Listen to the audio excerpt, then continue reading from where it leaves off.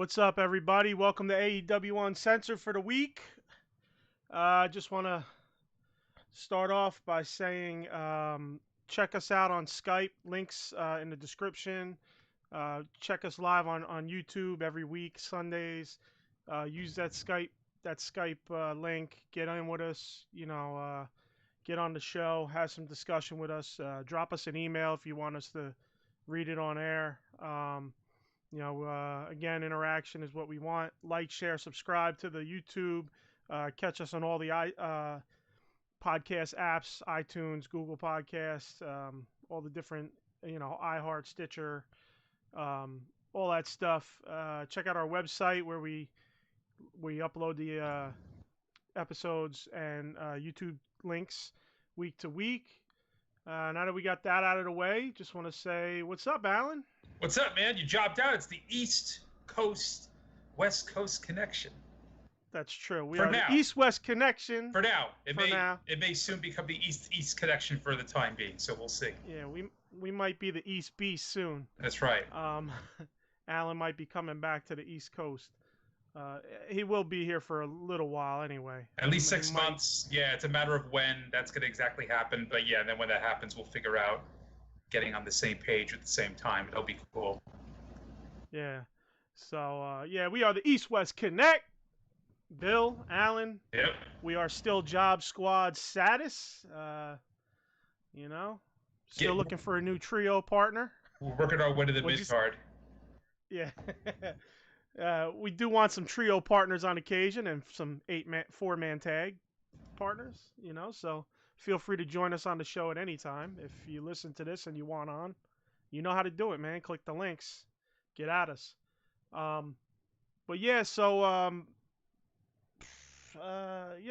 Pretty eventful. You got Fyter Fest Night 1.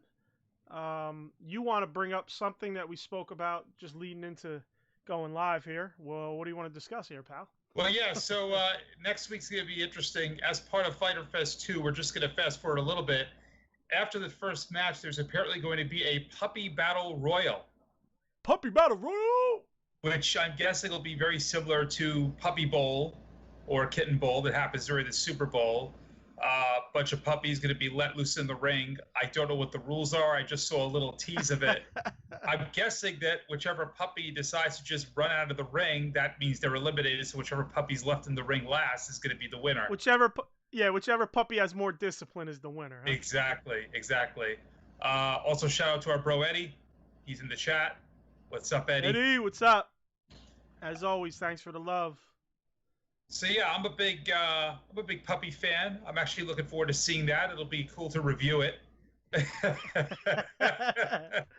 Yeah, it's cute, man. Who doesn't like puppies? Exactly. If you don't like puppies, fucking turn this show off because we don't like you, pal. Exactly. Yeah, all joking aside. I don't know. It's kind of out of nowhere, but whatever. It's cool.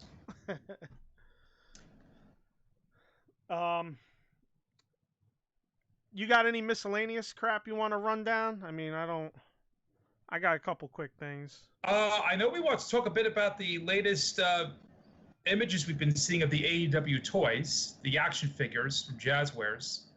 And you want to start with that then? Yeah, I mean, unfortunately, first I'll start with the good. I have been seeing some unboxing videos of the Little Bit of Bubbly set with Jericho, and the packaging is phenomenal. As somebody who used to work on, packaging and really nice looking things as far as what would catch the consumer's eye, I can say that I was very impressed with how that was put together. It really does look like a actual bottle of champagne. You open it up, figures inside, belts in there, all the accessories at the table, the food. Everything looks great except for the figure itself. And I think, unfortunately, that's what we're seeing with the Jazzware stuff. It's a bit surprising.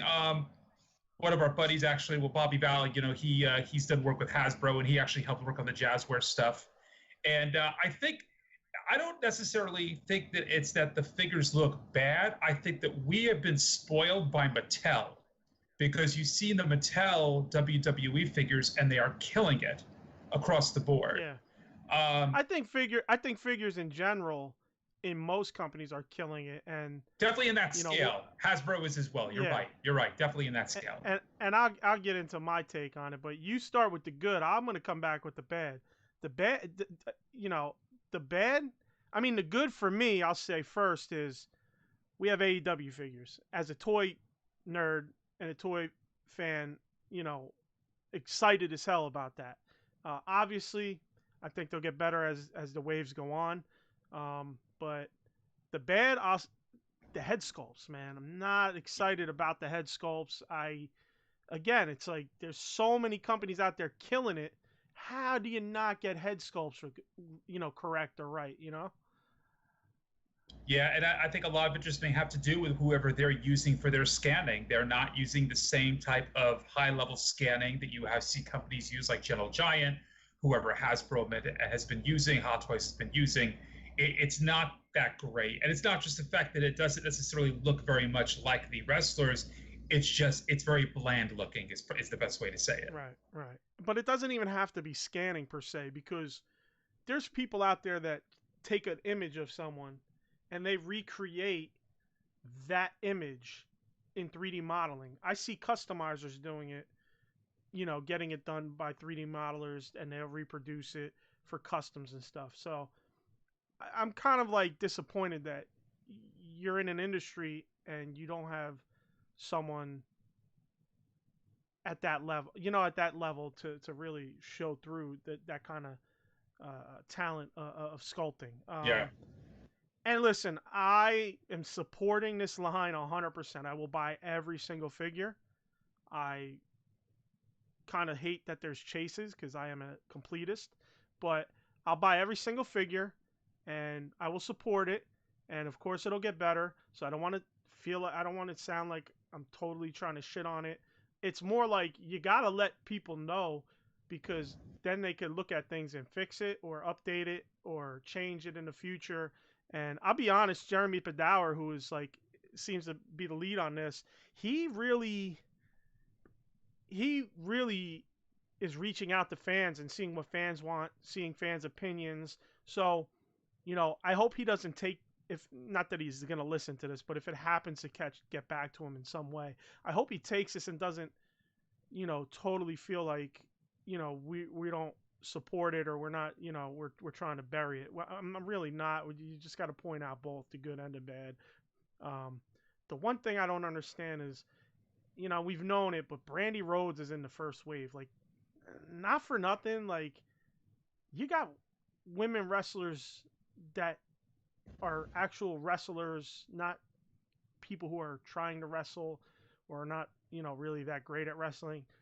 It's almost like, yeah, we'll just get all these people who are some of the figureheads in the company as figures. It's like, come on, man. I mean, I'd have much rather had a Sheeta figure, or even a Riho figure, or a Nyla Rose figure, something of that magnitude as far as a woman in the line first. I mean, that doesn't surprise me, to be honest. It doesn't surprise me. At the end of the day, I'm sure they made the deal. I'm sure Cody was just like, hey, so while we're at it, let's get Brandy in Wave 1. It's like, why not? I'm not surprised at all. I am looking forward to the eventual Britt Baker box set that will come with her wheelchair. It will come with a dumpster. It'll maybe even come in a deluxe 2-pack with Tony Schiavone with the table, and they'll have the notes that can pass the Rolls Royce. So maybe we need Reba. Yeah. Rebel. Yeah. AKA Rebel. That's right. Rebel, AKA Reba, however you want to say it.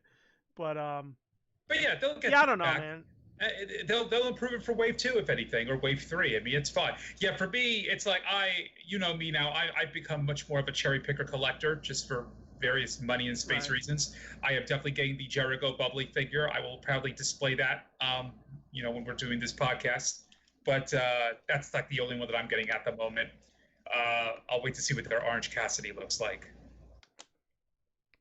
Yeah, they're he showed. Did you see the tease images he showed? I did. On Twitter, where the pockets, he could put the hands in the pockets. Yeah, it's pretty cool. Yeah. Obviously, literally, all you see is like the crotch area. You know, they don't show anything beyond that, but yeah, it's pretty cool. I'm looking forward to it. Yeah, I think they're already done up at least to Wave 2 in terms of production.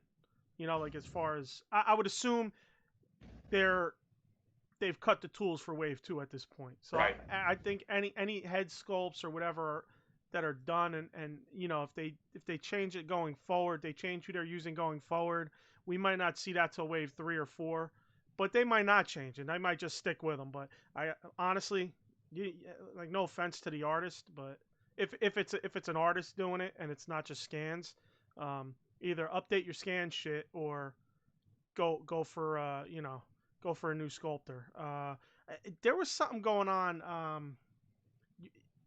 You said Gentle Giant has some good scanning technology, but Oh yeah. I know there was kind of a tease that Gentle Giant might have had a hand in this. Really? But it could have just because they're I don't want to talk out of school, but remember the initial tease image? There was a lanyard for Gentle Giant on the desk when somebody showed off a head scan of theirs. I think it was MJF. Yeah. Remember that? I do remember that now. He goes, "Oh, I spent the day scanning or something, or something like that." Well, I mean, I'll have to say, I think it was MJF. I'm very surprised if Gentle Giant had anything to do with this here now, because it does not look like their quality at all. Right. Listen, it could have been anybody. Yeah. That person might have done work for Gentle Giant in the past and just had a lanyard on the desk. That could or maybe they were intentionally trying to throw someone off. You know what I mean? Yeah. Or maybe they were using a facility that Gentle Giant allowed them to use. You never know. Absolutely. Yeah. So, but yeah, I do recall that. So, anyway, anything else on the toys? Oh, the scale ring. Yeah, the ring looks great. I mean, looks fucking great. The ring looks fantastic. And it's hard to mess up a ring. I mean, it definitely looks great. Yeah, at the end of the day, even seeing the images that we're seeing, you're really not going to know for 100% sure until it's actually in hand. And once it's in hand, we'll see what it looks like. I don't know if you have, the only actual unpackaging reviews that I've seen has been for the Jericho Bubbly figure. I haven't seen anything else as far as an unboxing or an unpackaging. So, but no, I don't usually watch that stuff. So. Yeah. No, I like to take a look at it when I can. And again, I mean, just looking for that unboxing video. Again, love the whole presentation, love the packaging. Ironically, the figure itself, the Jericho figure itself, was a little bit of a letdown. I do say I love the belt. They did a really good job with the belt. The belt looked really nicely detailed. Yes. That's something where I would say they matched Mattel with quality, is how they do their championship belts. That looks phenomenal. So that was cool. I'm wondering if that Chase Jericho comes with a metal belt, a metal plated belt. I wonder. I kind of feel like it looks like it does, but yeah. Maybe when we get our bubblies and our scale ring. Well, scale ring is going to be hard to do a little review on the on the show here, but maybe when we get the figures and bubbly, maybe we could do like some quick shots. Yeah, I think it's a good idea. Outside of the show, give some extra content for the people. Absolutely. Just to show them off. Yeah. I don't know when it's shipping. I'm looking forward to getting it soon. I just don't know exactly. I haven't received any shipment notice yet from Ringside. That's where I ordered mine from. No, me neither. But same. Well, it was a Ringside exclusive, so. Yes, exactly. So, yeah, I don't know. I don't know when it's coming. I'm hoping it'll be within the next month or so. Yeah, all toys are up in the air right now. Yeah. I mean, there's shit that people are getting mailed to before. I got a wholesale account, and I'm waiting on stuff that they're shipping. They're literally shipping the retail buyers product before I'm even getting it as a wholesaler, which is kind of like baffling to me. But yeah, the whole toy thing is all screwed up now. All right, so let's move on from that. We did the puppies, we did the toys, a bunch of cutesy shit. Puppies so and let's toys. move on to the real shit, the hard hitting shit. How many times I can say shit in the shit? I got real quick. I saw Big Swole said that Tessa joining AEW would be the wisest choice for her. I guess maybe because I didn't really remember the context. I believe she had said because I think because her father was there and he's a minister or whatever, and maybe some good guidance for her. Yeah, it's cool to see Swole coming out, especially with all the rumors about Tessa. So it's good to see Swole like willing to back that move. You know what I mean? Yeah, if what people are saying is true, what's going on around in the industry, I mean, that would be one of the few people, certainly on the women's side of the business, who would be all for Tessa, because that's what it sounds like, is that a lot of women in the industry are just really unhappy with her altogether. Right. And that's the biggest issue, is that, yeah, if she does get brought over, is she going to mix well with that locker room, or is there a big idea to get along with her? But you're right, having her father there might help ground her a bit. So right. it might be, it would certainly be a better option than her going to WWE. But we'll see. Yeah, for sure. The other thing I want to mention, some more Four Horsemen hints all over the internet. Yeah. Sean Spears put up the Roman numeral 4. I'm starting to feel like it's too obvious, and it's starting to be just a troll. Yeah, it is getting a little too. Yeah. I could be wrong, but I just feel like it might be a troll at this point. Or they're just not knowing how to pace themselves for having the tease. They're taking it a bit beyond what the tease should be, and they're basically shooting their load too soon and overplaying themselves. Where this could be really what they are doing, they're doing it too overtly at the moment. Right. I think something like that should be dealt differently, not just random Twitter postings and random, Cody scratching himself with 4 fingers. Like you said, it's a little like almost too overt. Yeah. And there's not really any real storyline build with it, so it's, who knows. So it's almost like at this point it's just, I feel like it's a troll. Yeah. What else you got? Anything miscellaneous? No, I mean that's about it. I guess we could talk about Dark, although, again, I took some notes for Dark. There wasn't a lot that I saw that was, Dark to me just felt like more of a, let's just throw something in there before Fyter Fest. I got a couple little things on Dark. Okay. If you have any standouts you want to mention? I mean, I did like the opening match, the Max Carter Sean Spears match. I did like the actual match itself. Is it Caster or Carter? Caster, sorry. Max Caster. Sean Spears. Yeah. Yes. I got something on that too. I like the match itself. Again, I thought it. Sean Spears did a good job with it. It's something where, again, they're trying to push him a bit. They got the whole situation where, after the match, you got Blanchard handing him the metal slug, and it's like, all right, so once again, you got Blanchard getting involved and trying to prop him up, which is pretty cool. So the opening match was probably one of my favorite moments of that night. Yeah. What I got, I actually took a note on that Max Caster thing. He played the jobber in that role. I gotta be honest though, he's got a look to him like as a lot of these guys that they brought in as jobbers really don't have that look to him. Like you really want to see him on a week to week basis. But this guy looks like if you take him, package him in a better way, not change him or whatever, but just package him as less than a jobber. I think he's got the frame to be another decent sized guy in AEW, and maybe could be more than just that jobber on Dark. Yeah.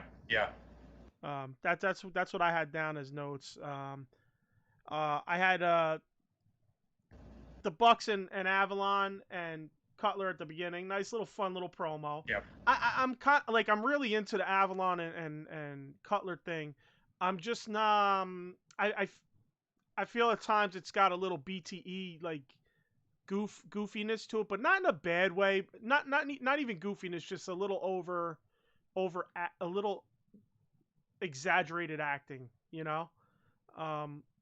Less. It's not so much goofy, but more just a little over exaggeration. But I'm having fun with it. I'm enjoying it, I should say. Obviously, because I'm not involved with it, but I'm enjoying it. And it seems like they're having fun with it. Yeah. Eddie just mentioned Brian Pillman Jr. is going to be on Dark. Yeah, Eddie, I actually just saw that. I was wondering if he was, because he was in gear talking to Jericho in a picture that was circulating earlier in the week. Yeah. Um, I mean, so I that's was pretty big. curious. That's pretty big if that's the That's pretty case. good, man. Yeah. Yeah. I wonder, because I think he signed to MLW. I wonder if they're going to let him. I wonder if they're going to if they're letting him do this because to give him some work, or if his contract, he's not contracted, or they're just allowing him to work the show. I don't know. It looks like he's going to be in a job role. I forget, who was he fighting? Spears? Yeah, he's wrestling Spears. Oh, you know what? Shit. Wow. Just talking about this just made me think of something. You kind of want to showcase a guy like Brian Pillman Jr., right? So you put him against Spears, who Spears is trying, they're not really, they're trying to build Spears up as well. What if there's something going on with the Four Horsemen in terms of that? Because remember, Pillman was in the Horsemen. That would be cool. That would be. I mean, that would be great. Yeah. Listen, man, that would be pretty fucking cool now that I think about it. Because, like, it's almost like you got Brian Pillman Jr. He's someone that you would kind of want to bring in, and you don't want to throw him to a job, to do a job per se. Why wouldn't you bring him in and maybe do something like that with him? That would be interesting. Yeah. I could live with that for sure. Because I agree. It's like it literally just clicked. Like, oh, no, fuck, I didn't think of that. I didn't think of that either. Pillman was in the Horsemen. It was like a brief thing, so it's not right out in front there. But yeah, man, that'd be interesting. Nice little tidbit for that. But I mean, yeah, we'll talk more about Pillman next week. I'll watch that match closely. I gotta be honest, I haven't really watched Pillman wrestle, so yeah, I maybe seen a match or two, but I don't really recall it. So I don't want to just talk about his. I don't want to just brush by his match next week. I really want to sit and focus on it. Definitely. So I'll take a look at that closely. You have anything else? Because I have a couple things I'll bring up. I mean, one thing I wanted to bring up, which was not a positive to me, was that the Kylan King, Skylar Moore versus Allie and Brandy. It was just awful. That I don't know why. On my list. There's nothing really to gain by trying to do this forced team of Allie and Brandy, where Allie's into it and Brandy isn't, and I just feel like they're wasting Allie. I really continue to wish that they would have just 100%. left her as the bunny, left her with the with the blade and the butcher, and it just was a better role for her. And she feels to me to be just wasted in this incarnation that she's in now. Yes, and she could have been wrestling as the bunny, as well. She didn't just have to be their valet or whatever, Right. My notes: Brandy is awful. Oh, she's the drizzling shit. She is absolutely the worst performer in that ring, in that company, and I'm not exaggerating when I say it, but she's always been that way. If you watch her throughout the last couple of years, and she's been trying to get less green and trying to wrestle, she has the same type of reaction. She moves very slowly, very clunkily. She doesn't know how to sell. She doesn't know how to. There's absolutely nothing positive about her in that ring. It's awful. Yeah, listen, I'm all for wanting to. I don't want to be just a ring girl.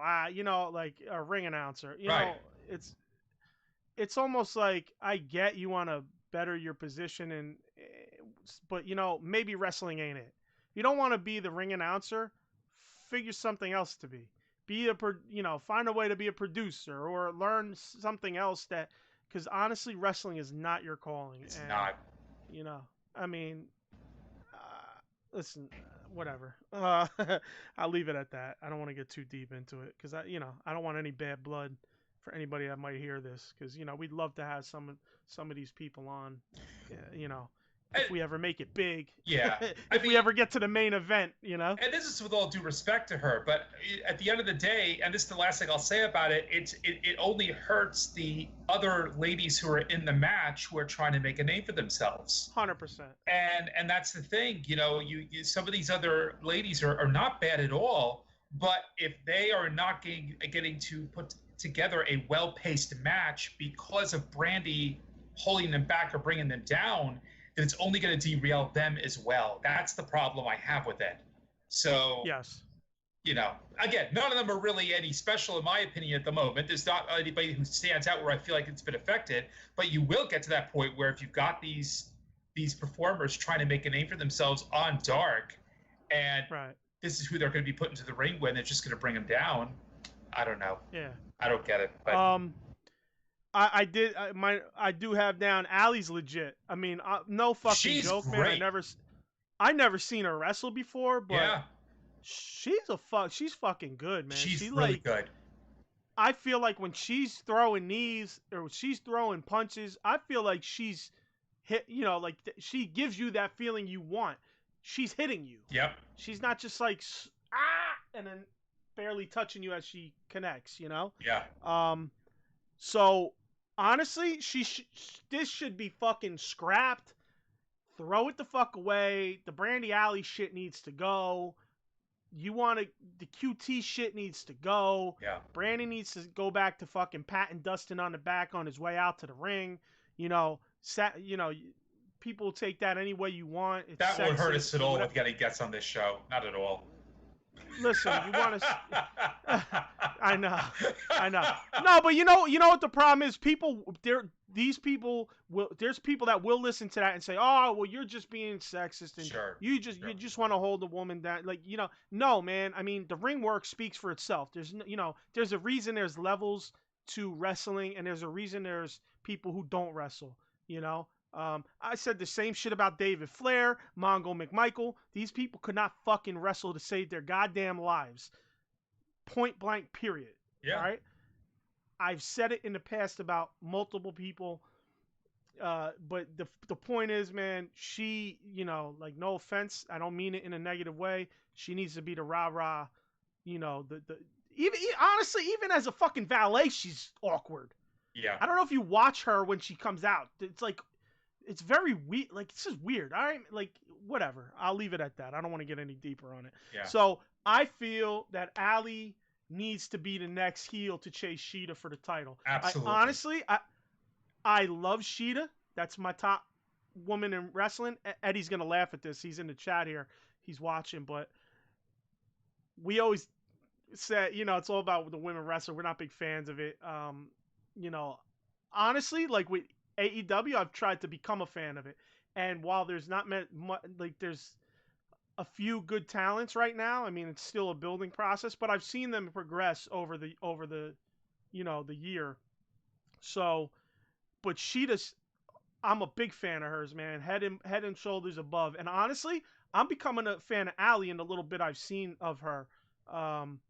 That's right. Eddie's right. I've said it about Goldberg too. Goldberg fucking sucked, man. Anybody who's listening to this and don't think Goldberg sucked, shut the fuck up and eat it.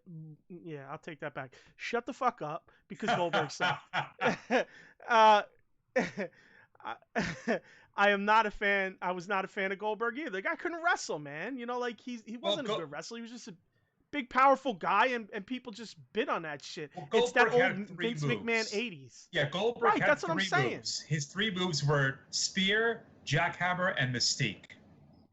Right. It was just like it was like that 80s style McMahon shit where it's like just big plotting, you know, monster guys, but they really didn't do shit, you know? Like, anyway. I still want our Hogan debate, though, so we'll have to still talk about that, but... Yeah, well, that's we'll get Eddie in for that. another guy that can't wrestle for shit. But no, I forgot what the fuck I was even talking about. Oh, Allie. Yeah, so but I've really been I'm becoming a fan of Allie. Yeah. I you know, I mean, it's funny. I'm supporting the women's wrestling in AEW because I want them to succeed because it was rough going for them, you know. So it's almost like I'm like that underdog. I'm rooting for the underdog. You know what I mean? Yep. So, you know, so it's gotten me kind of into the women's wrestling and taking some stock in it, you know. But anyway, that fucking rant is over. I apologize. I almost came out of pocket and said some really off color shit about Goldberg and people who like him. I know he's got a big fan base, so I just probably 6 people just turned off the fucking show as I said that. You got us down from 20 subscribers to 14. Thanks. Good going. Yeah. All 3 people in the chat just left. I'm so seriously. All right. So what else do I got? I got Ricky Starks. He fucked up during his match. I don't know if you noticed that. Yeah. He like shot him in and he went for a drop down, but he kind of stayed on his knees. I don't know if that was intentional because it almost feels like it was intentional to trip him up, but the guy looked like he almost took a header. You Yeah. know. Yeah. So I don't know. I really don't know. So could have been either way. Somebody else had done that too in one of the matches. It might have been the Caster and Spears match. I think there was a trip up there. I Oh. don't remember. Oh, you might have been right actually. Yeah, I enjoyed the majority of that match. I didn't really notice it, but I think you might be right. Yeah. Yeah. Really bad. Like it was. He literally. The guy was on the ropes and Spears. I think Spears kind of almost literally was against the ropes when he dropped down. Yeah. So. But yeah, it was pretty weird to see. I think it was back-to-back matches with drop downs and trips. So then we get to the main event of the show. I'm surprised you didn't really get into this. I thought Bucks and Cutler and Avalon were pretty good, man. It was pretty good. Yeah, That's a good match. It was a good match. I'm not. I think you might be a bigger fan of the Bucks than I am. I don't hate them. I'm not that big of a fan of the Bucks. I'm not that big of a fan of the Bucks. I do feel that, and again, this might generate some controversy. I do feel they are overrated for where they are right now in tag team wrestling today. That everybody puts them at the top of the heap, and that they're who you have to beat and they're who you have to match up against. And Right. As far as tag team wrestling goes, I don't see them as being extremely special. I think a lot of what they do, a lot of their shtick is very, I guess, they obviously copy NWO quite a bit. The Wolfpack, at least specifically, they are. Yeah, but that was a Bullet Club. Yeah, but that was a Bullet Club thing. That wasn't necessarily Bucks. Yeah, but I just feel that they are very. I guess overall, they're generic in my opinion. Oh man, we're never getting anybody on this show. I know.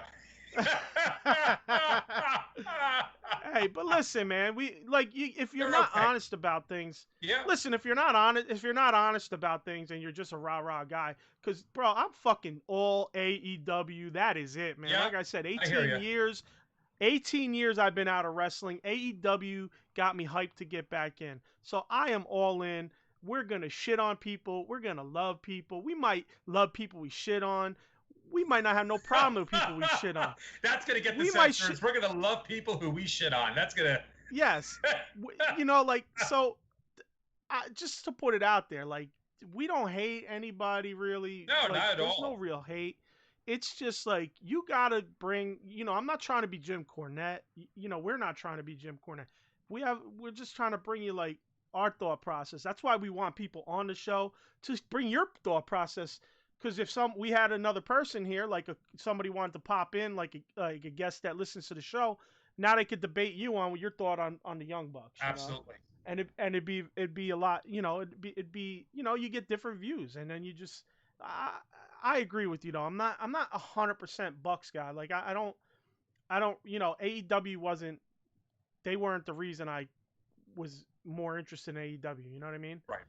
I mean, more Kenny Omega. I like what Cody was doing. I liked all the young guys they were bringing in. I liked all that. So, it's not, even Jericho. I wasn't on AEW because of Jericho. I wasn't never a Jericho fan until AEW, So that's, whatever. But, okay. So off the tangent there that we both went on, more so me than you. I thought it was a good match, man. I think they're all good workers. I mean, we can agree on that. I would say absolutely. You may not like what the Bucks do, but you could say they could work. Yes, for sure. Eddie, best show ever. Thanks, Eddie. We love you, man. We need to get Eddie on. Yeah, we definitely need to get him on. I don't know if he could find a quiet room in his house to get on. That's going to be my problem in a couple months. You might have to come over every Sunday. I know, right? Do it live from the basement. But all right, so I like the Cutler and Avalon storyline. And another thing is Cutler can work, man. Yeah. I think honestly, I don't like his Dungeons and Dragon gimmick. I'm not gonna lie. Like they're like, like the thing I like about AEW is they're like, do what you like, be who you want. But it's almost like the alien shit. You're like, yeah, that's cool, but you might want to rethink that. The Dungeons and Dragon thing is like, yeah, you like Dungeons and Dragons, but you might want to rethink that. The weird face paint, the giant Well, fucking you have to especially be careful collar. today. You have to be careful today when it comes to Dungeons and Dragons. So. Why? What the hell's going on with Dungeons and Dragons? Oh man, I don't know if you really want to delve down this hole, but they're getting a lot of crap from pop culture enthusiasts today for how they portray. Exactly. No, so, don't even. Exactly. This is not that show. This is exactly. not that show. There's a lot of shit that's been going on that we didn't touch on purposely. Exactly. Because I personally like the Dungeons and Dragons idea of it because you don't really. You haven't seen a lot of performers. You do have a lot of performers who they do portray aliens. They do this. They portray whatever. But Dungeons and Dragons is it's such an old concept, but you've never really seen a lot of it in wrestling. So I actually do enjoy that. I think it's pretty unique. I don't know. I'm not digging that. But that's why you're you and I'm me. Yeah. You like Hulk. You like Hogan. I think he's the fucking drizzling shits, right? As they say. So all right. So like I said, I really like Cutler, man. I really think Cutler's a good fucking wrestler, dude. He's a fucking him and Avalon. I really like them guys. I think one of them. I think Avalon. No, whatever. On Twitter, one of them said, I think we might really need a name. So they were asking for names, like what they thought a good name would be, and I said the Roll and Scroll Connection. Ha! It's pretty good. He does the Dungeon and Dragon dice, and of course he's the librarian. So yep. Then I also said the what did I say? The Roll and Scroll Express. It's kind of goofy, but I thought it kind of worked. I was trying to find something a little less. Like already used like Connection and Express, but I couldn't really come up with nothing. I'm not that talented, man. So I guess like they're trying to make it something, they might keep them together. So I look forward to it. Yeah, for sure. I think that was it for Dark, unless you got anything. No, I don't think you do. That's pretty much it. I watched the show, took a few notes here and there. For the most part, it is what it is. It's Saturday afternoon Superstars of Wrestling. It's promoting certain players against jobbers and furthering little storylines here and there. So yeah. Yeah. All right. So Fyter Fest Night 1. Woo. Yep. What do we got? Start me off, motherfucker. Well, let's see. I mean, I did like the fact that we did have Jericho to start out there with commentary. That's great. I've always enjoyed him on commentary. Getting started off outside of that with MJF. We get him and Wardlow versus Luchasaurus and Jungle Boy with Marco Stunt on the side. And I enjoyed this quite a bit. I know that they are going to try to kind of pit MJF and Wardlow against each other eventually. I'm almost finding that to be a shame because I like the two of them together. I would have rather that they don't have these seeds being planted so soon. This is again an issue where they move too quickly with storylines. You could have MJF and Wardlow be a dominant tag team probably for a good calendar year before you get into the idea of planting seeds with them having issues with each other. Not even a tag team, just like a team. Or a team. Right, a tandem. Exactly. And quite frankly, you could make them a tandem, maybe throw another person or two in there to have an actual group. But stable. That's what I was looking for. Yeah. But otherwise, decent match. Like MJF with the little Ric Flair strut that he did in the middle of the match where he was taunting Luchasaurus. That was pretty cool. And again, good match, but predictable in the sense that, okay, they're continuing to plant these little seeds of this dissension between the two of them, which is too soon for me. I like the promo before the match. Where MJF goes, "It hit me like a dynamite diamond ring." Yeah. That was just such a great line. It's a very good line. I like the pink getup, man. This shit worked, man. I think he really popped, especially for that gimmick. I don't know about the robe. He was bragging about the robe on social media, but I mean, the robe looks like something you would see in the Golden Girls. Unfortunately, that was my problem with it. It doesn't look that great, but otherwise, it's like, if you had told me that anybody other than Bret Hart would have made pink work, as far as the rest of his getup, it really does work. Yeah, it's not bad at all. For my take on the match, I thought it started off great and got awkward when Luchasaurus got in. Again, I mean, here I am beating up Luchasaurus. To have nothing against a guy. I like him in terms of I don't have any hate towards him. I think he's talented, but I just feel like he kind of slows things down, but tries to make it like he's not like he's fast and agile, but it feels very clunky and slowed down actually. Realistically, they did that stupid stagey gimmick with the kip ups, double kip up, then the big man kip up, and it's like, really? Do we need to? We don't really need that. No. We really don't need that. Just that's what I put. Just that was my note. Just So that was all I had for that match. Nothing. No, me neither. I mean, it's I do find it to be a shame because I feel like I like Jungle Boy quite a bit. I felt like if you replace Luchasaurus with somebody else to be Jungle Boy's partner, you'd probably have a much more exciting type of a tag team there. But I don't even want them to be a fucking tag team. Well, right. Yeah, exactly. Like I prefer to see Jungle Boy. Jungle Boy should be a single. Exactly. Right. Exactly. But if he's shining, he's been shining everything he's done singles. Exactly. But if you have I don't hate Luchasaurus, but he is what he is, man. Yeah. He is what he is, and fuck, man, can Wardlow work, dude? That dude is. Wardlow's awesome. You see that Swanton bomb? Yep. Like, that shit was crazy. Yeah, he's awesome. He's really great. Oh my god. There was a picture that came out of him in midair, and I was like, wow, like he's up there, man. Yep. He's really doing it. They had after that match they had that video package for Sheeta and Penelope. Well done video. I really liked it. I liked it. Really hyped up the match. And again, Sheeta getting mic time, and she sounded better than the last time she was on the mic. She's definitely getting better each week. So much better, great. Man.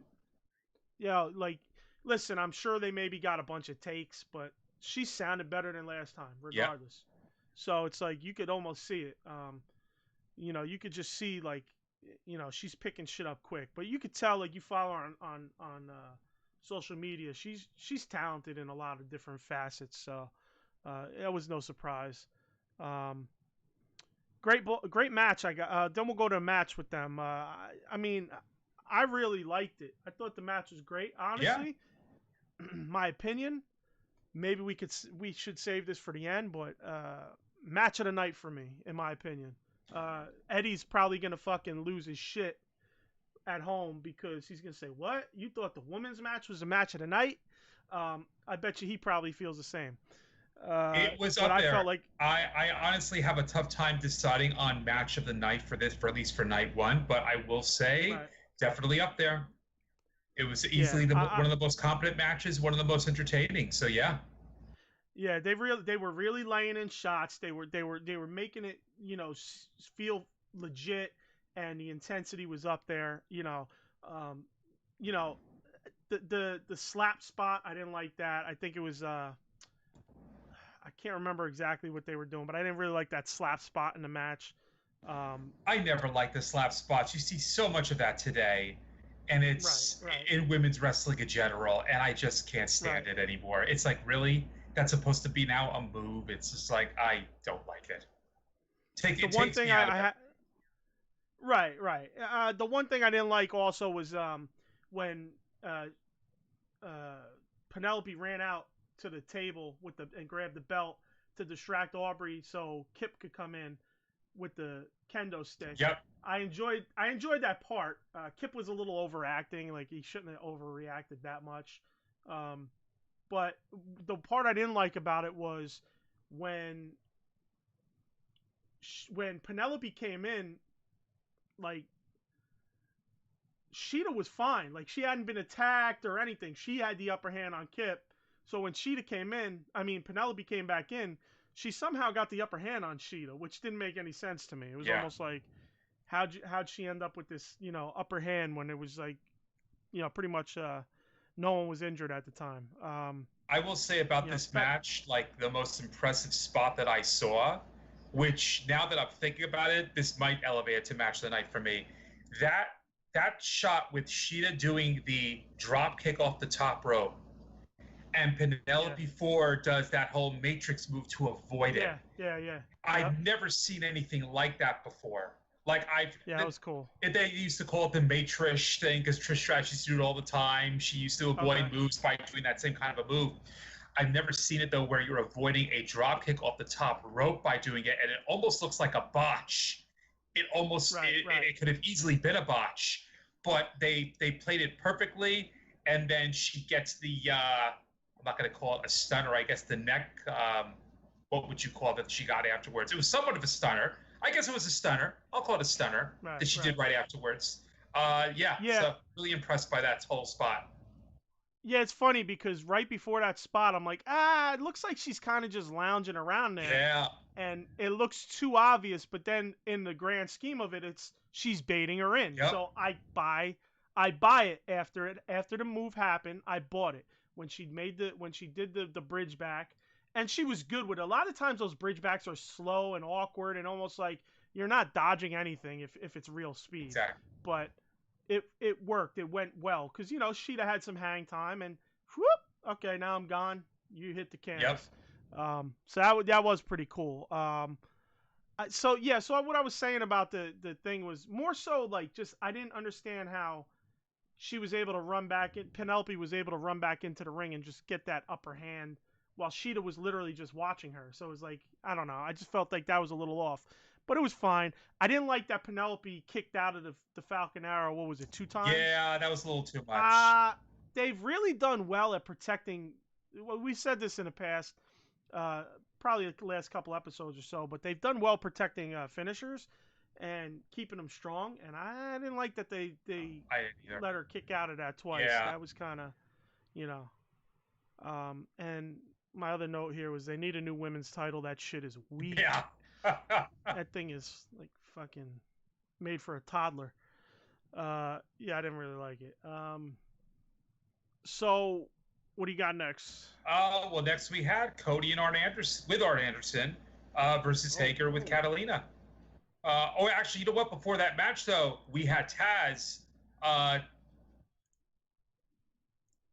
Right? That was. I'm just looking at my notes here. Yeah, I mean Taz. Yeah, I didn't take notes on that, but they had the breakdown. He did a brief breakdown of the paradigm shift. Basically, I liked it. I love how he worded. I love how he, the neck and like he was going into all that shit. So. And on that note, we should probably say that I think that the latest now is that this match will not be happening on Fyter Fest Night 2. It's going to be happening the following week. Is that correct? Yes. Right. Yeah, it's going to be on Fight for the Fallen. That's right. They're gonna do something to raise some money for COVID relief. That's right. So I guess not too surprised because I remember wondering. I was trying to count like the number of days where he's going to be on quarantine, and I thought it was going to be very, very close. And I guess they decided not to take any chances. So there you go. It's fine. It's probably the smart thing to do. Yeah, definitely. I mean, 2 weeks is cutting it close. So it was only about 2.5 maybe weeks. Yeah. So I'm sorry, I should have inserted that first, but then after that, yes. So then we get. No, but I didn't take notes on that either. I was gonna, but then I was like, it was a real quick segment. I loved how it worked. I actually loved the breakdown. It sounded almost like a legit, like if you were looking at like an MMA fight. It's true. They were trying to break stuff down. Like, the paradigm shift work on this guy, that guy, but this guy's neck is fucking huge, so he might not. It's similar. Like, like a guillotine might be a little tougher to get on this guy than it would this guy, because the way he's built his whatever for traps and his neck and all that shit. Yeah, yeah. I'm talking about body parts I don't really know about. I know my fat belly. That's about it. So I know nothing about traps and quads and all that shit. I'm lucky I know where my biceps are. So hit me with the Cody shit. What do you got? So yeah, what do you got? Cody Hager match was okay. The ending was obviously more. That was the most interesting part of it. I did find I loved the reaction of Hager. When he thought he won and he was very upset when he found otherwise. Yeah. Flat out punches referee in the face. They come out to check on him, and I think now he's now suspended from this. Yeah, like 10 days suspension. Yeah. But, I mean, the match itself was okay. It was, Hager's another guy where, I do like the way he's been performing lately in general. In terms of what he does in the ring, nothing special. I don't think he's ever really been, but when he was Jack Swagger as well, same deal. Not anything very, very special. It was a decent match. Nothing to really write home about. Yeah. No, I agree. I think the ending was more eventful than anything else as far as the match goes. Yeah. I love the Great American Bash inspired T-shirt. Yes. Cody, that was American cool. Nightmare Cody T-shirt. That was pretty cool. Especially coming off the heels of them, trying to use that against AEW. Yeah, they got their own two-night Great American Bash. Yeah. Yeah, to counterbalance that, to counter. Whatever the fuck you call it, schedule that. One quick aside, actually, I thought this would be interesting to bring up, if you don't mind. Apparently, Dusty Rhodes' daughter was posting about this, that she was very upset that WWE was using Great American Bash. And believe it or not, I know you're not a big fan of his, but sometimes they are interesting to listen to. Cornette and Brian Last were talking a little bit about this, and they get every chance they get. They shit on WWE. But even they were like, look, Great American Bash was part of all the copyrights that got transferred over when McMahon purchased a lot of those, a lot of the different organizations and all the copyrights and trademarks and everything. They have every right to use the name. So for Dusty Rhodes' daughter to say, well, they should really be paying for that. It's like, well, no, it really is their copyright. Yeah, they own it. They own it. And even Cody has come out and said, it's like, yep, it's cool. That's fine. They own it. So, I thought that, the way with the shirt was great. I thought that was a great response to it. So like a little reminder that, we're really the ones who came up with this. So I liked it. Yeah, it was the NWA Great American Bash vibe, not that new WWE American Great American Bash vibe. Right. And even back in the day when they were using that nonsense logo. Exactly. And I don't even think back when they were using it like in 0304, I don't even think they were saying the Great American Bash. I think they were just calling it the Bash, or I forgot exactly what they were doing with it. But it was, I like the shirt. I actually wouldn't mind seeing that as a figure. Yeah, no, that's true. Yeah, that's a good soft goods, a little soft goods shirt. Yep. I thought it was a good match. I liked the fucked finish, That fuck finish was good, as I like to call them. Yep. It was kind of just like out of nowhere. I've seen some people crying about, how does Hager raise his hand and think he won when Cody's music's playing? But it's like you're in the moment, you're in the moment. So you just got to take it in that consideration. Like you're in the moment, you hear the bell, you feel like you're the guy with the upper hand. You got him in the submission, so in the sleeper. So you expect that when you hear that bell, you win. Maybe you're not listening to music. Sometimes I'm somewhere and I have no idea what's playing because it's not on my mind. I could be like in a supermarket and have no idea what's playing in the background. You know what I mean? They could have. I mean, I kind of do feel like, though, they could have milked it a little bit better by not having the music play and then he thinks he won. That's true. Because that's true. 100%. If you look at how they used to do this back in the day, when we were watching as kids, and they would have these fuck finishes and you think like one guy wins, you're not hearing theme music. They hear the ring bell go, you're not hearing theme music, and they're just thinking, I won. And they're not, until it gets resolved, they're not playing the theme music.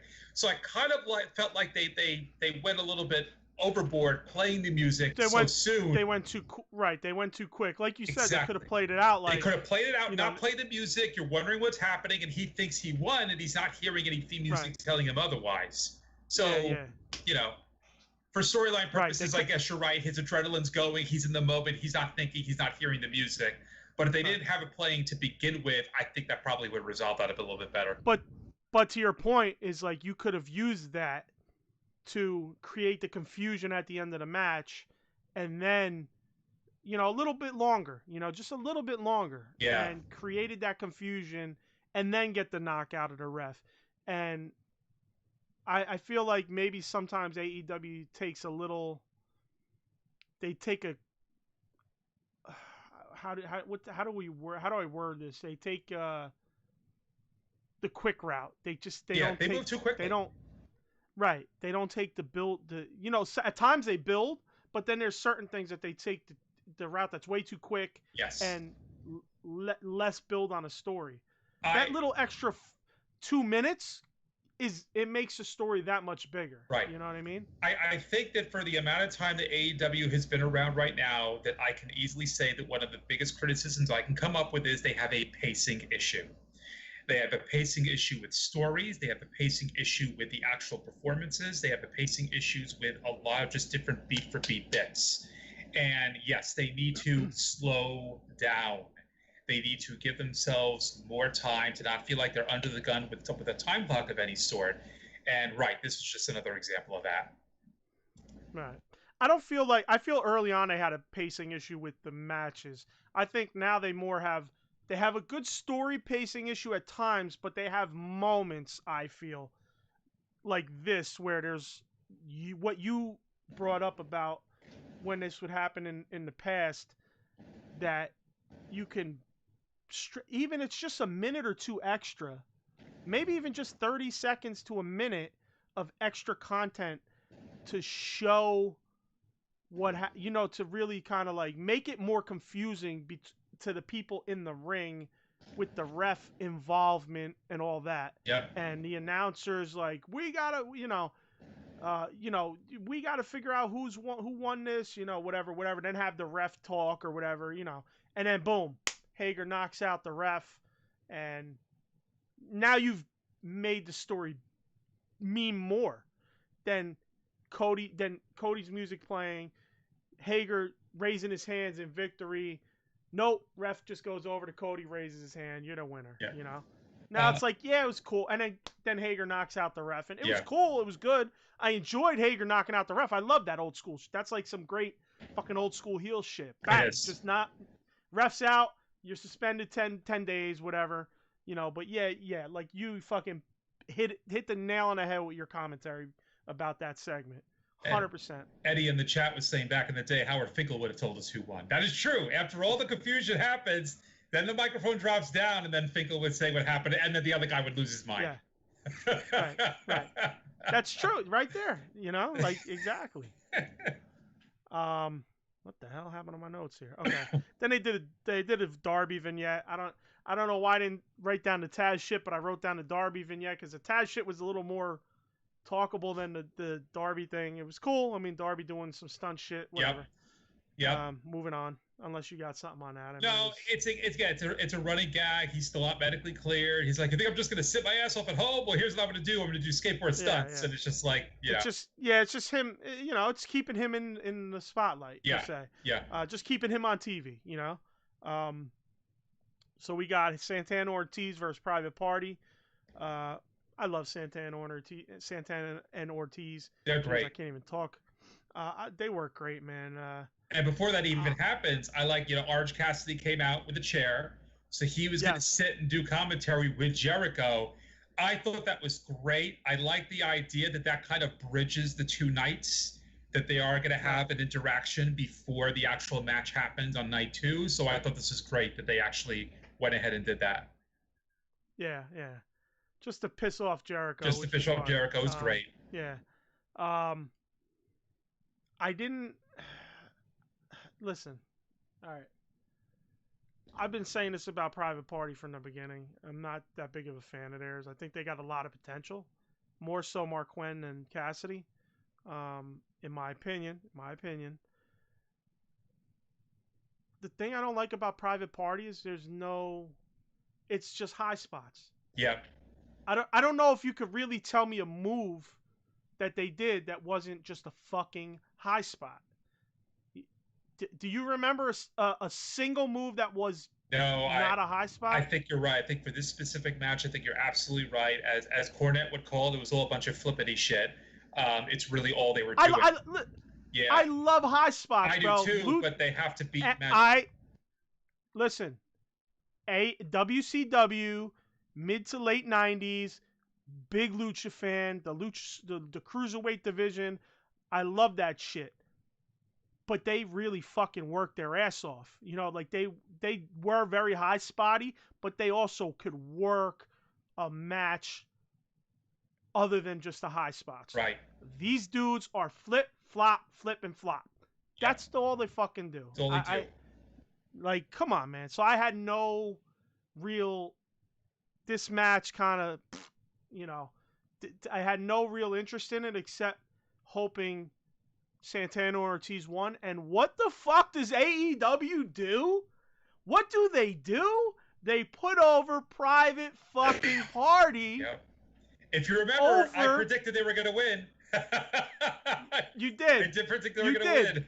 They put over Private Party over Santana and Ortiz. Yep. What the fuck are you doing? At this point, I'm going to go on the record as saying AEW is misusing one of the most talented tag teams in their company in Santana and Ortiz. They are misusing them completely. They are fucking burying these guys and not giving them the shine they deserve. Stop it. What in the fuck would you put Private Party over an established veteran team like Santana and Ortiz? Like, why? I don't get it. That's my rant of the day, I think. And now we're down to 12 subscribers. Listen, I hope they like the rants. I'm gonna do these fucking rants. I think I'm gonna because yeah, I agree with you. And again, you know, the reason I thought last week they were going to win was not because I didn't have any kind of predication that this is going to happen. It's that, unfortunately, I think this is how AEW is reading this team, that this is a group they want to push. They're with Matt Hardy. They're thinking they're going to be fan favorites. They want to artificially push them without them necessarily really having the chops to be able to be pushed. You're going to not like to hear this, or maybe you will based on your rant. This is a very WWE move in my mind, what they did here with them. This was like, right. You know, if you compare Private Party to, let's say, the New Day, right? You could probably make them, not without the flippity thing. They're kind of interchangeable in some degrees, where they're kind of like trying to force them down your throat that this is a great tag team. They're really fun. They're really hip, and they do all the flip. And we want to push them. We want to elevate these guys. And in this case, this is what they did here. But I don't know, but I'm going to go out on a limb and say all three of New Day can work, can't they? They can work. They have them stuck in a specific type of a gimmick, but you are right. They can work. Yes. They can work. Yes. And they're not only flippy floppy. That is correct. I don't know because I don't watch them, but I'm going to assume maybe, they do. But yeah, definitely Big E is not. He could work. He is definitely the most versatile of the bunch. But yeah. Okay. All right. So you know me. You know this is actually me. I try to cool it down on the podcast. I don't want to scare people away. But maybe I should just bring out my ranty side as part of the show. I think you need to. I think that I've been waiting for it. So I think when it's needed, I might have to bring out fucking. This is why I can't wait. I'm still gonna promote this. I'm gonna challenge you on the air here. The rampage. I want a debate. We need to have like wrestling debates on the side, man. Like to do in addition to this show, and so we can hear you come out with this because it's very entertaining. You know what? Maybe in the future we'll do like extra content. Like if we get if things start to pop off and we get a decent following, and say like we go on like Patreon or something, maybe that'll be something we could do on Patreon, especially since it's not it's not going to always be AEW related. Right. It'll be wrestling in general related. Maybe we'll do something like that. But I got to be honest, it's probably more down the road when it's worth like, if we have like a following, and if we do get a Patreon, we want to make it worth people who got our backs and support us by giving them extra content. Maybe that's a way to give them some extra content. No, that sounds good. I like it. Some extra content. I like it. So, start sharing this, people, so we could get some more followers, and that's right. We'll give you some odd content like that. Some some rants, some Bill rants. So Taz and Cage with the interview. Great fucking interview, man. I mean, I don't know, man. I gotta be honest. There's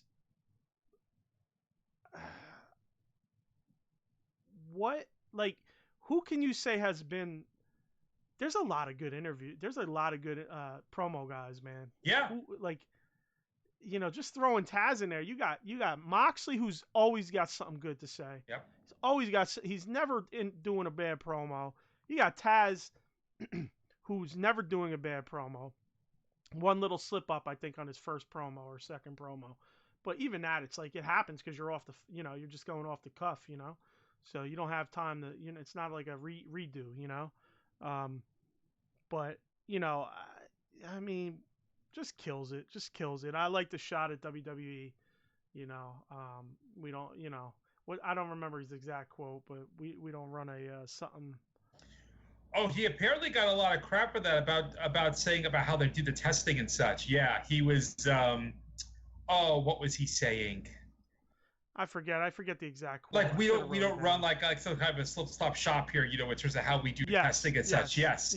Yeah, and apparently there were a number of people at WWE who were pretty upset about that. It's like, what are you gonna do? I mean, come on, give me a break. Who cares? It's like fuck the WWE. Sloppy shop. That was the word. We don't run a sloppy shop. That's what he had said. Yes. Who cares about the WWE, man? Yeah. Anyway, so then probably line of the night was like where he says Moxley has a case of the chicken shits. Yes. I popped for that. Yes. I was happy as hell, man. I was laughing my ass off with that one. That was a good line. So we go to the main event, which was Omega Hangman versus Best Friends. Jim Ross fucking hates Chuck Taylor, bro. It does seem that way, right? It does seem that way. He hates Chuck. That he finds anytime he could disparage Chuck and fucking talk good about Trent, he goes out of his way to do it. Yeah.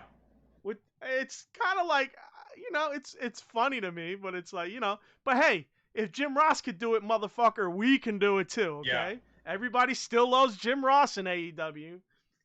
And you would think that, if it was really part of a bit, it wouldn't be talking up one guy and not the other. Right. He would be disparaging the entire team or talking up the entire team. But it is weird that he does that, and I do wonder if it's legit. I don't know. It's. I think he's trying to get a point across, and I think he's trying to get a point across. I think he does that in his commentary, where he's probably talking to these people behind the scenes, but he's also, okay, you're not listening, so I'm going to also put it out live. Yeah. So, now the world knows how I feel about it, and maybe you'll start to take notice at that point. Yeah. I felt this was a good match. Again, too much whirlwind shit, multi-man in the ring. There was no, the ref was not, I forget who refed it, maybe Aubrey. The ref was not counting. They like it was Omega was in a ring for like Omega was in a ring for like a fucking minute and a half, and he was not the legal guy, and it's like, come on, man. Yeah. They take 2 steps forward and 3 steps back when it comes to this shit, and it's like it's so inconsistent. That's really it's really starting to bother me. Do you know what bugged the shit out of me with this match? What was that? There was that spot where Chuck Taylor just like unceremoniously dumped Hangman Page out of the ring before he then bounces off and does his little flippity flip. if you look at I was watching the replay of this, and it's like it it almost looks like he's just like he doesn't like shove him out. It looks just like he's tossing garbage, but it just I don't know. It visually did not look right. Like Paige tossed like spilled out of the ring as if he was getting really forcefully thrown out. But Chuck Taylor barely touched him. It was just like you have to look at it. He's just like patting him and just like it was hard. It's hard to describe. It looked terrible. I need to go back and look at that, but that's exactly terrible. what I don't know if you recall, but I kind of said something similar about Chuck Taylor a bunch of shows back, where I feel like he's very like it's almost like he's not invested in what he's doing. Yeah. You know, like he's very you know, and again, Jim Ross has some points. You know, he at times I'm like he's a good worker, and at other times I'm like I feel like he's a lazy worker. Yeah. I guess that's the point I can make with it, because like you said, he does lazy shit like that, but then other times you're like, man, he's good, he's working really well, you know? Maybe it's just he's lazy and he's not as dedicated. But honestly, man, if you're on fucking national TV and you're gonna be in the fucking world title picture, stop being a lazy fuck and fucking do what you gotta do, man. Yeah. Do your job and make it look fucking legit. Cause you have the fucking talent to do it. I've seen it. So make it fucking legit. Don't be lazy with it, you know? Yeah. That is the best way to describe it. He acts lazy. Like he's obviously a very good athlete. He has shown that he is a very good athlete. But yeah, he doesn't feel fully invested in what he's doing. And that spot just, I think, was a signature of what we're talking about. We'd be remiss if we forget to talk about Sue. The world is talking about Sue. Sue is probably still trending at this point. About Sue? Come on, man. Trent's mom, bro. Oh! Jesus Christ.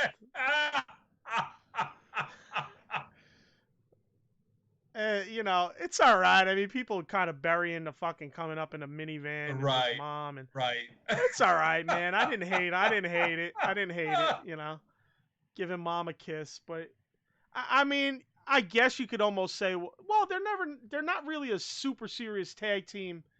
You know, does every tag team that goes for the title, do they have to be serious? I don't think so. You know, they could not be serious and still be badass dudes who come to kick some ass, you know? Sure. So I don't mind it as much. But yeah, Sue is hot, man. Sue is hot on Twitter. That's so funny. She's like I said, she's probably still trending, and it's been, what, 5 days? I mean, if that's the case, they're going to have to make this continually be a gimmick then. They're going to have that every time the best friends roll up, it's going to be in that van. She might be part of the show eventually. Yeah. Judy Bagwell style. There you go. So, but yeah, of course, Hangman and Omega won. I mean, that's where it should have went. Yeah. I've seen a lot of crying at, fucking main card show and 3 titles and none changed hands. Honestly, none changing hands made sense. Yeah, so, and I've never judged. What the fuck are you crying about? Yeah, I've never judged the entertainment of a show based on whether or not there's title changes. You can have 100%. no title changes and a show still be absolutely awesome. You don't need it. It's, yeah. You know, the other thing is I see people crying about, you know, it's obvious who's gonna win. It's predictable. Like, listen, man, if at this point in your life you don't realize wrestling is fucking predictable 98% of the time, I don't know what to tell you. Exactly. I really don't. I mean, the wrestling formula is the wrestling formula. They obviously like to throw a swerve on and off, but most times that predictability is just wrestling. It's just what it is. Yeah, it's just what it is. It's the nature of the business. Yeah, I mean, you know, so cry me a river about predictability. Oh, that sucks. That ruins a show. If predictability ruins a show, wrestling would have been dead from the fucking start. I mean, again, yeah, you look back to the 80s, and again, I'll go with WWF. I should say in the 70s or 80s. Right, 70s and the 80s, everything was predictable. You knew San Martino was always going to win. You knew Hogan was always going to win. You knew certain stars were always going to win, and every now and then you would have a jolt of freshness where it would be different. But yeah, it's the way it is. It's just the nature of the business. So yeah. I don't know. The end was interesting.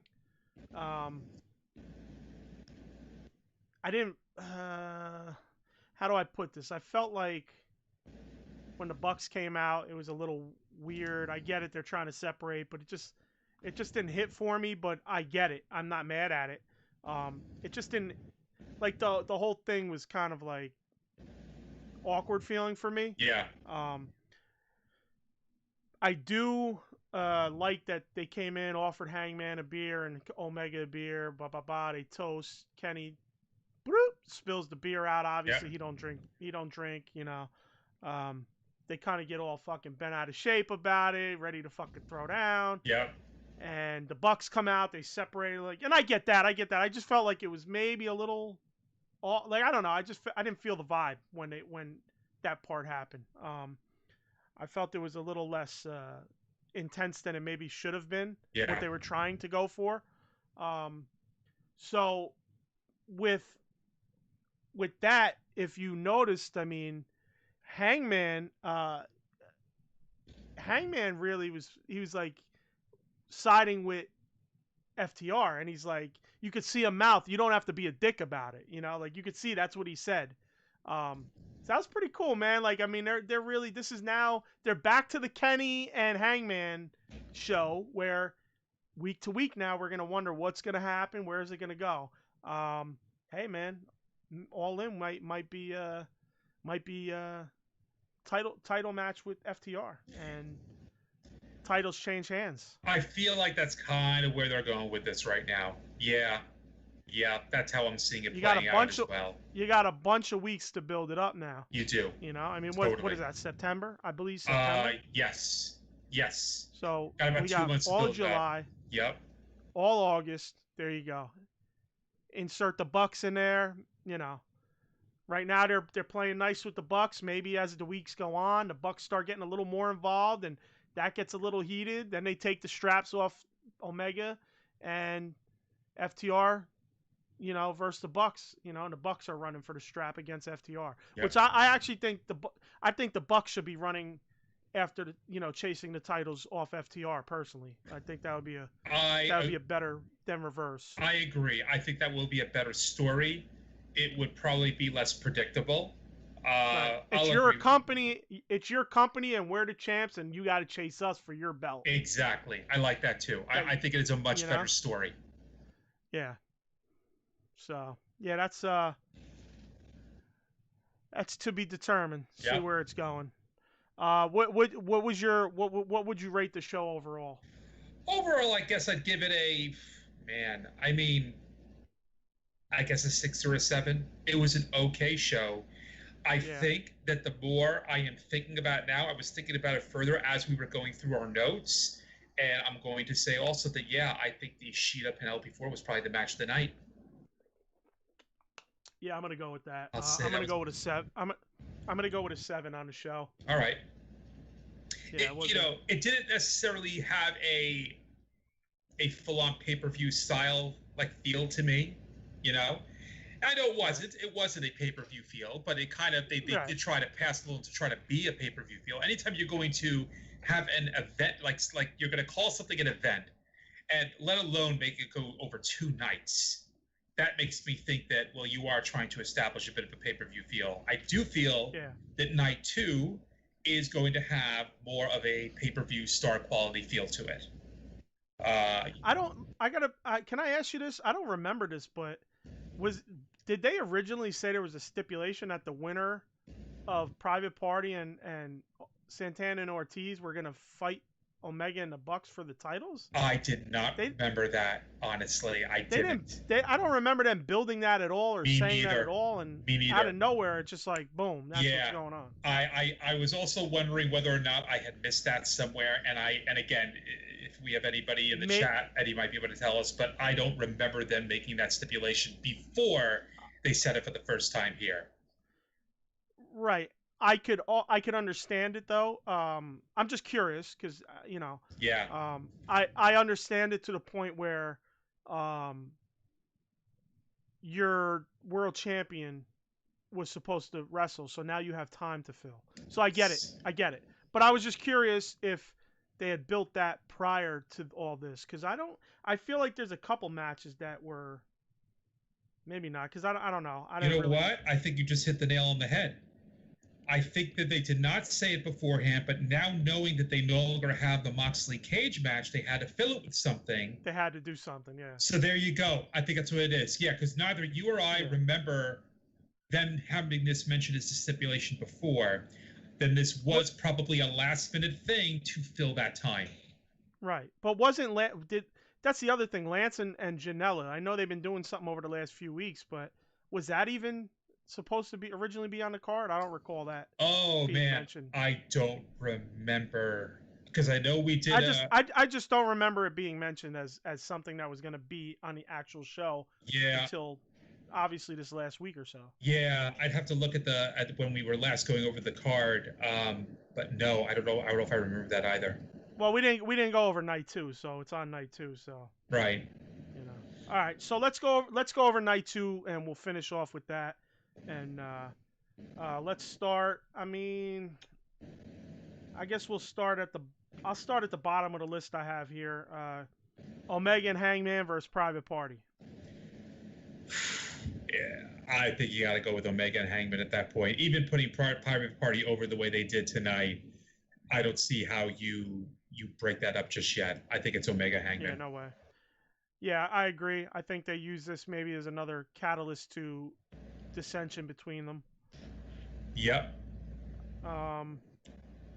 SCU versus Dark Order. Dark Order is, it looks like Grayson, Colt, and Brody Lee versus SCU, 6-man. What do you think? This is a hard one. That is a hard one. I got to be honest. It's a really hard one. I kind of feel like it's going to be Dark Order only because they're going to want to continue to play this out with Cabana being part of the team. I feel like if Dark Order were to lose, they would maybe lose as a catalyst while Cabana screws something up and they're like, oh, you're the new guy, you screw. I feel like, they're still going to build that up a little bit. So I'm going to go with Dark Order. There's more story investment for them to win. 100%. And they could keep, because remember, they had that early SCU storyline going on, so they could continue that storyline. So SCU could maybe get them back, and whatever. Yep. Yeah, Dark Order. I'm going Dark Order. I don't know. Eddie made a puking emoji. I don't know why. Tell us why, Eddie. I missed that when you dropped it. So then we got FTR and the Bucks versus Lucha Brothers and Butcher and the Blade. Man, I'm gonna say Lucha Brothers and Butcher and the Blade are going to win this. I think that's something to lead to some heat between the Bucks and FTR. I'll agree with that. They're going to win. They're not going to win cleanly. Something is going to go wrong. Some kind of mistake is going to happen between FTR and the Bucks, and that's how Butcher, Blade, and Phoenix and Pentagon are going to win.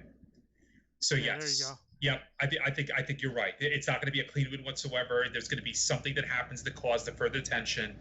Yeah, if you have FTR and the Young Bucks win, it doesn't work at all for what they're trying to establish between the two of them. So, yep, I agree. Right. Man, we're on point today, me and you, huh? Yeah. We're fucking all the way, 100% agreement. Archer and Janela.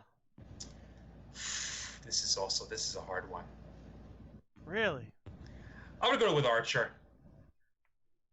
Yeah, I'm going Archer. Archer's on a roll. I kind of feel like they are trying to establish him a bit more. So yeah, I'll go with Archer. Oh, okay. I'm sorry. Excuse me. Eddie just said, yeah, he just heard it on Wednesday as well. There you go. He didn't think Lance and Janela had any work going on. I think he means basically there's not the storyline is very not there. Exactly. I mean, there's that little storyline where he attacked them at the Yeah. end of their match, and then of course last week. So there's a little bit, but not like I know what he's saying. It's not really a big build up. I guess they just probably just needed time to fill space. They need a match to fill time, I should say. There is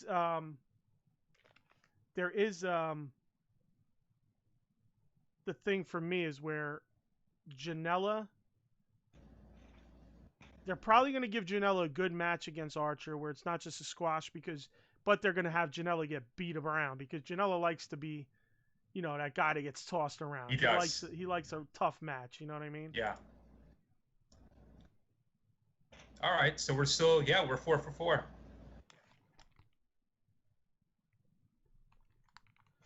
And I'm gonna go. Sorry, I thought I heard somebody. I'm gonna go.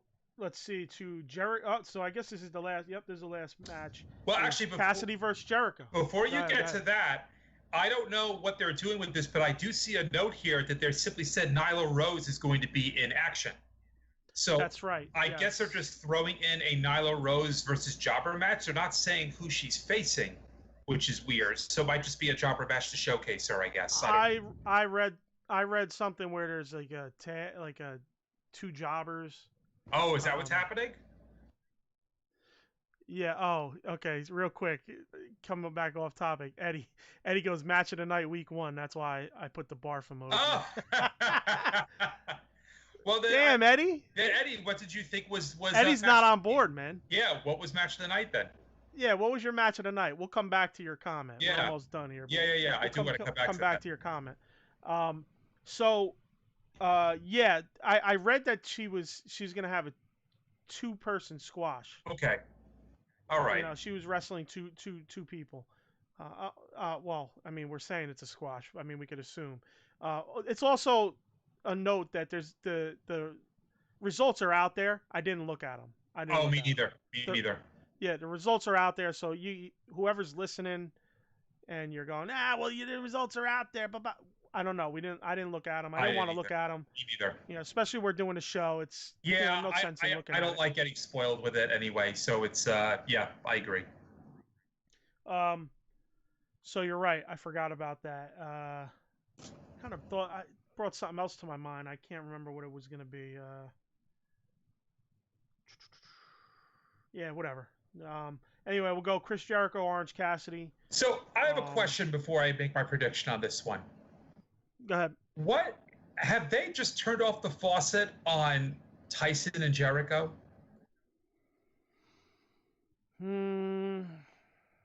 Because if they haven't, then I'm going to say Tyson gets involved and gets Cassidy the win. But it's funny you say that. Right? Because I don't know what the hell. I was like trying to think to myself, thinking about this match. I was like, wait, what the fuck's happened with Mike Tyson? Because I feel like they've literally just shut off the water on that. And there's nothing really being talked about or going on. But you figure Tyson gets involved, Cassidy wins, then you have Jericho and Tyson at the next show in September. It's funny you say that because I've been thinking about that all week as well. Like, what can happen? Where's Tyson been? Was Tyson just a ratings money grab? Yeah. Or do they plan to go on further with it? And if they do, perfect timing would be during the Orange Cassidy match. Tyson comes in, causes the fucking... Jericho can say he didn't... Jericho can go over and doesn't have to... these veterans. Oh, God forbid they lose. We'll put guys over and we'll put them in the spotlight, but we're not going to lose. Cody early, Jericho early. These guys, they put Darby and Sammy and them in the spotlight, and they gave them good matches and let them look strong, but they wouldn't lose to them, if you notice that. Right. So, maybe it's the same scenario here. Jericho maybe will allow the loss, but he needs something to protect him from that loss, which is lame. Jericho can lose and still be Jericho. Yeah. But though I do feel that Go ahead. I was just going to say, I do feel that one-on-one, it might be a little early, like if Cassidy were to get a clean win over Jericho. it's a little too early for that, I think, for that character. Okay, I'll give you that. I'll give you that. That's why I will say I'm going to say that Cassidy's going to win because Tyson gets involved. If they've just I'm shut with that. up I mean, the I had faucet, that same so we're mindset. 5 for 5. Now, I will, as a little asterisk, say that if they've just shut things down with Tyson altogether, which is really stupid if that's the case, if they truly have just shut things off with Tyson, then I'm thinking Jericho goes over. But I don't know. Okay. Because otherwise, if Cassidy does go over, then the only other option is that if they do have some plan for Jericho at the September show, then whoever he has a program with, take out Tyson, insert that person, and that person comes in and call it. Right. You know what, then? I'm going to stick to my prediction. Whatever happens. Jericho? No, I'm going to say that Cassidy wins. Okay. Because fill in the blank or Mike Tyson costs Jericho the match. I'm with that. I'm on board. Same thing. Yeah, whatever Jericho's next program is, fill in the blank, comes in and costs the match. You know what's funny is we could literally pull up spoilers right now and see if Mike Tyson has any involvement. I don't want to do it. I want to see it live. I'm with you. Yeah. I'm with you. I'm just joking, but yeah. Yeah, no, I'm on board with you. And okay, so we'll go back to Eddie. Eddie says it was a good match. Sadly, I might have to agree. Oh, Eddie's wow. Eddie's P break was the best match on the card. He felt. He might. That must have been a damn I'm sorry. P. I put words in as he might agree with. So, that's cool, man. I think Eddie's a little more on board with the women in AEW too. Yeah. I feel like he talks about them a little more, and he kind of doesn't totally shit on them when we discuss it, So yeah, I mean, that's unless you got anything else, man. I guess no, that's it. That'll be it for tonight. Yeah. So it'll be a good week. We'll look forward to seeing night 2 of Fyter Fest. Sure. We'll see what happens at dark if there's anything notable really happening during it. But outside of that, yeah.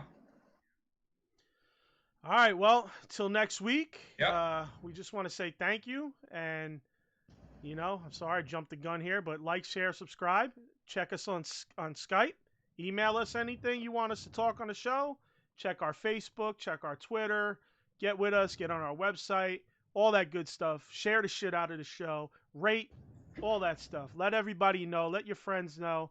If you don't like something about the show, let us know. If you love something about the show, let us know. We want to just get better and grow, and we want you along for the ride. So thank you again. Thanks for all the love and support we've been getting. Last week was a big month for us. We killed it. So, for only having this our 10th show, I think we killed it. Yeah, happy 10th show. There you go. Yeah, I mean, we made double digits. So thanks again, and we're out of here. Yep. Peace. Peace out, Blubrry. Peace.